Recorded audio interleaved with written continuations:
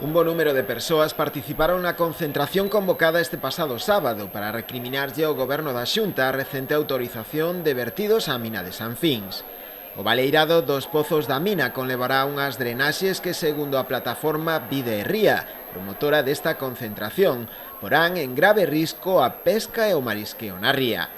Dende a entidade entenden que a proposta se realizou cun procedimento plagado de irregularidades, que leva 7 anos en trámite, sen atender as innumerables alegacións e informes negativos que se presentaron tanto polas confrarías de Noia e Portosín como por colectivos ecoloxistas, veciños e distintas formacións políticas, así como tamén dos acordos dos plenos dos concellos de Outes, Noia e Portodosón, nos que se pedía un estudo riguroso do impacto ambiental que suporía emitir á ría esas miles de toneladas de augas contaminadas, que levan embalsadas nas galerías da mina e nas balsas de decantación dende a paralización da actividade mineira. Segundo anunciaron, a resolución, que previsiblemente será emitida a finais de agosto, será impugnada xudicialmente, ao existir indicios claros de delitos de prevaricación, ou considerar que conlevarían un desastre medioambiental, económico e social. A protesta foi convocada este sábado para facela coincidir co acto de clausura das xornadas do 40 aniversario da aprobación do Estatuto de Autonomía de Galicia,